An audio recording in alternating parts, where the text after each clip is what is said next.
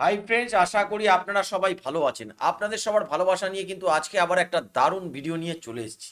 আপনি কি জ্যোতিষশাস্ত্রে বিশ্বাস করেন না করেন না?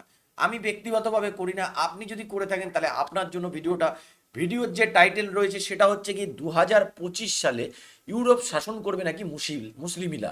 এটা কে করেছে? বাবা ভাঙা নামে একজন জ্যোতিষ, সে নাকি এই মানে ভবিষ্যৎবাণী করে গেছিল।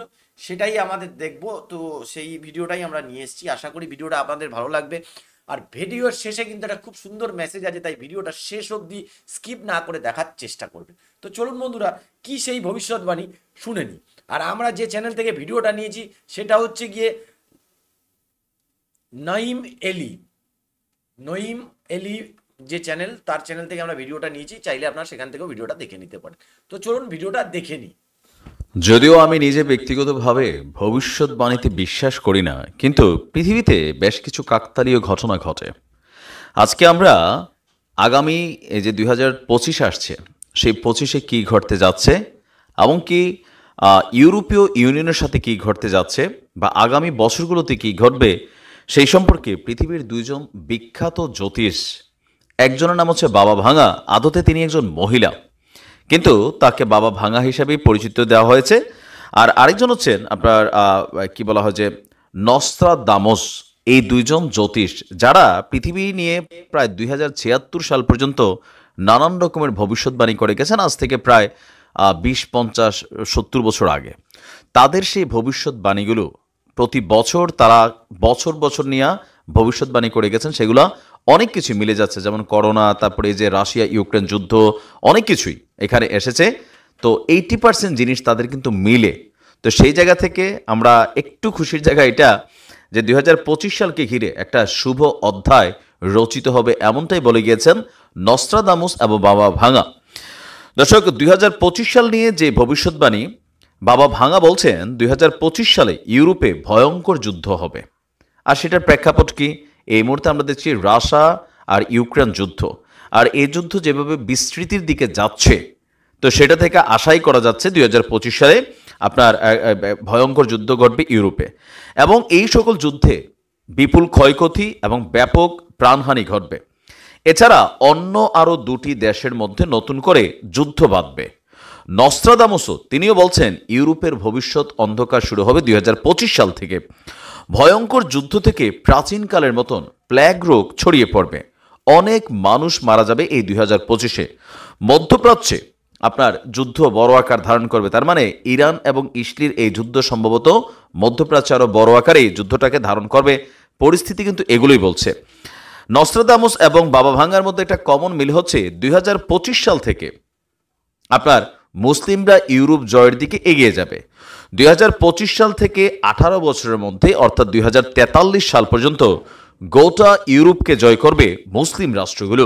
শুধু তাই নয়, আগামী বছরই মানে 2025-এই পৃথিবীতে শুরু হবে এলিয়েনদের আনাগোনা, যেটা নিয়ে আমরা হয়তো সায়েন্স ফিকশন এগুলাকে কাল্পনিকভাবে, কিন্তু আপনি দেখেন নাসার মতন যারা গবেষণা করছে তারা কিন্তু এলিয়েনের উপস্থিতি স্বীকার করছে যে আমাদের এই পৃথিবীর বাহিরও আরও জগৎ আছে, আর এটা পবিত্র কোরআন থেকেও প্রমাণিত। তো যাই হোক, এরপরে 2076 সাল সম্পর্ক পর্যন্ত তারা এখানে বিভিন্ন বিষয় দিয়েছে। এর মধ্যে আগ্নেয়গিরি জেগে উঠবে, বন্যার মতন প্রাকৃতিক বিপর্যয়ের পরিমাণ বাড়বে। আপনি যদি দেখেন এই 2024 সালে শত বর্ষের যে রেকর্ডগুলো বন্যার ইতিহাস ভাঙা শুরু করেছে, শুধুমাত্র বাংলাদেশে না, ভারতে, চীনে, ফিলিপিনে, পাকিস্তানে, ইন্দোনেশিয়া, আফগানিস্তানে, ইউরোপের দেশগুলো তো যেই পরিমাণে প্রাকৃতিক বিপর্যয়, এগুলা বাড়বে। এছাড়া নস্ট্রাদামাসের ভবিষ্যৎবাণী আপনার কি বলা হচ্ছে, একটা নতুন শক্তি জেগে উঠবে। এই কথাটা বাবা ভাঙা বলছেন, একটা নতুন শক্তি জেগে উঠবে।